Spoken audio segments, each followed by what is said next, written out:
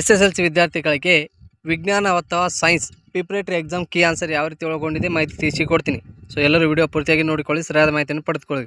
Already ನಿಮ್ಮ screen ಮೇಲೆ ಕಾಣ್ತಿದೆ ವಿಭವಾಂತರದ SI ಏಕಮಾನ. ಇದರ ಉತ್ತರ ಆಪ್ಷನ್ ಎ ವೋಲ್ಟ್.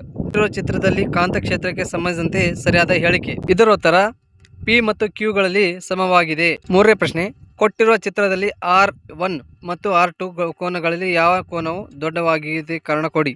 R2 ಕೋನವು R ಕೋನಕ್ಕಿಂತ ದೊಡ್ಡದಾಗಿದೆ ಏಕೆಂದರೆ ಬೆಳಕು ಸಾಂದ್ರ ಮಾಧ್ಯಮದಿಂದ ವಿರಳ ಮಾಧ್ಯಮಕ್ಕೆ ಪ್ರವೇಶಿಸುವಾಗ ಲಂಬದಿಂದ ದೂರವಾಗುತ್ತದೆ. ನಾಲ್ಕನೇ ಪ್ರಶ್ನೆ, ಒಂದು ವಿದ್ಯುತ್ ಮಂಡಲದಲ್ಲಿ ಉಪಯೋಗಿಸುವ ಕೆಳಗಿನ ಘಟಕ ಚಿಹ್ನೆ ಚಿತ್ರ ಬರೆಯಿರಿ. ಸಾಲ್ಟ್ ಅಥವಾ ಬದಲಾಯಿಸಬಹುದಾದ ರೋಧಕ, ಸೇರ್ಪಡೆಯಿಲ್ಲ ದಾಟಿದ ತಂತಿ.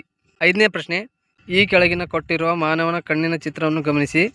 ಚಿತ್ರದಲ್ಲಿ ಸೂಚಿಸಿರುವ ದೃಷ್ಟಿ ದೋಷವನ್ನು ಹೆಸರಿಸಿ ಮತ್ತು ದೋಷಗಳನ್ನು ಸರಿಪಡಿಸಲು ಉಪಯೋಗಿಸುವ ಮಸೂರಗಳನ್ನು ತಿಳಿಸಿ. ಇದರ ಉತ್ತರ ದೃಷ್ಟಿ ದೋಷ, ಸಮೀಪದ ದೃಷ್ಟಿ, ಮಸೂರ ನಿಮ್ಮ ಮೊಸರು. ಈ ಕೆಳಗಿನ ಕೊಟ್ಟಿರುವ ಚಿತ್ರವನ್ನು ಗಮನಿಸಿ ಮತ್ತು ಕೊಟ್ಟಿರುವ ವಿದ್ಯುತ್ ಮಂಡಲವನ್ನು ಒಟ್ಟು ರೋಧಕ ಲೆಕ್ಕಾಚಾರ ಮಾಡಿ. ಕೆಳಗಡೆ ಉತ್ತರ ಕೂಡ ನೋಡಬಹುದು. ಕಾಂತಿಯಲ್ಲಿ ಬಲ ರೇಖೆ ಯಾವುದಾದ್ರೂ 4 ಲಕ್ಷಣಗಳನ್ನು ತಿಳಿಸಿ. ಇದರ ಉತ್ತರ ಯಾವುದೇ ಎರಡು ಕಾಂತೀಯ ಬಲ ರೇಖೆಗಳು ಒಂದನ್ನೊಂದು ಛೇದಿಸುವುದಿಲ್ಲ. ಕಾಂತಕ್ಷೇತ್ರ ಧ್ರುವಗಳಲ್ಲಿ ಕಾಂತೀಯ ಬಲರೇಖೆಯ ಸಾಂದ್ರತೆ ಹೆಚ್ಚಾಗಿರುತ್ತದೆ. ಕಾಂತೀಯ ಬಲರೇಖೆಗಳನ್ನು ಉತ್ತರ ಧ್ರುವದಲ್ಲಿ ಉಚ್ಚೇಸವಾಗಿ ದಕ್ಷಿಣ ಧ್ರುವದಲ್ಲಿ ವಿಲೀನಗೊಳ್ಳುತ್ತವೆ.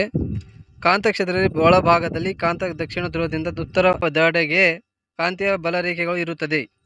ಕಾಂತೀಯ ಬಲರೇಖೆಗಳು ಧ್ರುವವಾಗಿ ಜಲತಾಣವಾಗಿದೆ. ಸೊ ಇಷ್ಟು ಉತ್ತರ ಬರೆದರೆ ಈಸಿಯಾಗಿ ನಿಮಗೆ ಅಂಕಗಳು ಸಿಗುವ ಸಾಧ್ಯತೆ ಕೂಡ ಆಗಿರುತ್ತದೆ. ದಿಕ್ಸೂಚಿಯನ್ನು ಉಪಯೋಗಿಸಿಕೊಂಡು ಒಂದು ದಂಡಕಾಂತದ ಸುತ್ತಲೂ ಕಾಂತೀಯ ಬಲರೇಖೆಗಳನ್ನು ಪಡೆಯುವ ಒಂದು ಚಟುವಟಿಕೆ ವಿವರಿಸಿ. 4 ಪಾಯಿಂಟ್ ಇಲ್ಲಿ ಬರೀಬೇಕಾಗುತ್ತದೆ. ಒಂದು ವಸ್ತು ಪಿನ ಮೊಸರು 2F ಮತ್ತು F1 ಗಳ ನಡುವೆ ಇಟ್ಟಾಗ ಪ್ರತಿಬಿಂಬ ಉಂಟಾಗುವಿಕೆಯನ್ನು ತೋರಿಸುವ ರೇಖಾಚಿತ್ರವನ್ನು ಉಂಟಾಗ ಪ್ರತಿಬಿಂಬ ಸ್ಥಾನ ಮತ್ತು ಗಾತ್ರವನ್ನು ತಿಳಿಸಿ. ಉತ್ತರ ಕೂಡ ನೋಡಬಹುದು ಇಲ್ಲಿ.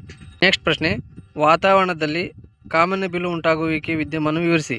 ಸೊ ಉತ್ತರ ಕೂಡ ನೋಡಬಹುದು. ಇದು ವಾತಾವರಣದಲ್ಲಿರುವ ಅತಿ ಸಣ್ಣ ನೀರಿನ ಹನಿಗಳಿಂದ ಉಂಟಾಗುವ ಸೌರ ಕಿರಣಗಳು ವರ್ಣ ವಿಭಜನವಾಗಿದೆ. ಇದು ವಾತಾವರಣದಲ್ಲಿರುವ ಅತಿ ಸಣ್ಣ ನೀರಿನ ಹನಿಗಳಿಂದ ಉಂಟಾಗುವ ಸೌರ ಕಿರಣಗಳು ವರ್ಣ ವಿಭಜನೆಯಾಗಿದೆ. ಸೊ ಉತ್ತರ ಕೂಡ ನೋಡ್ಬೋದು ಇಲ್ಲಿ. ಎಂದರೇನು? ಒಂದು ಮಸೂರದಿಂದ ಉಂಟಾಗುವ ಪ್ರತಿಬಿಂಬ ವರ್ಧನೆ 2+ ಆದರೆ ಮಸೂರು ವಿಧಗಳನ್ನು ತಿಳಿಸಿ. ಸೊ ವಿಧ ಕೂಡ ನೋಡ್ಬೋದು ಇಲ್ಲಿ. ಗೋಳೀಯ ದರ್ಪಣದ ವಕ್ರ ಕೇಂದ್ರ ಎಂದರೇನು? ನಿಮ್ಮ ದರ್ಪಣದ ಯಾವುದಾದ್ರೂ ಉಪಯೋಗಗಳನ್ನು ಬರೆಯಿರಿ ಅಂತಿದೆ. ಸೊ ಉತ್ತರ ಕೂಡ ನೋಡ್ಬೋದು ಇಲ್ಲಿ. ಜಾಸ್ತಿ ಎಕ್ಸ್ಪ್ಲೇನ್ ಮಾಡೋದಿಲ್ಲ, ಒಂದೊಂದು ಪೇಜ್ ಸ್ಕ್ರಾಲ್ ಮಾಡ್ತಾ ಇದ್ದೀನಿ, ನೋಡಿಕೊಳ್ಳಿ.